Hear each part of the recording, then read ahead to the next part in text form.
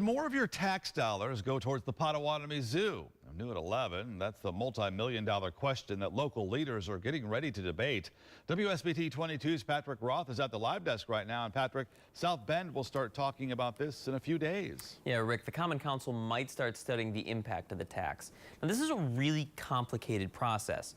Zoo officials want to create a food and beverage tax to pay for some improvements. They say that doing that could double their attendance over the next 10 years. But not everyone's on board.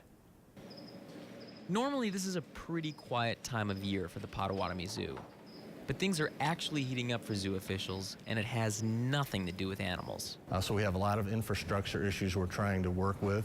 We have developed a master plan using nationally recognized experts in conjunction with the city of South Bend to help build those improvements. So the zoo is proposing a food and beverage tax to pay for specific improvements at the Potawatomi Zoo. We think the zoo is a great local attraction, but we think any tax that's generated just for one attraction isn't a good tax. Right now, the zoo is asking the St. Joseph County Council, the Mishawaka and South Bend councils to at least study a potential food and beverage tax.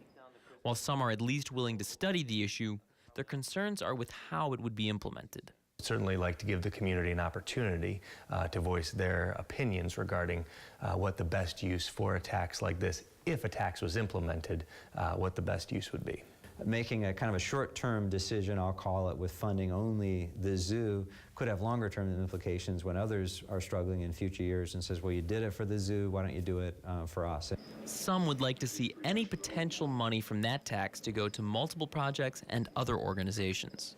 That is not our objective. We have done the work for the zoo in order to be in a position to utilize these tax funds for very definite purposes.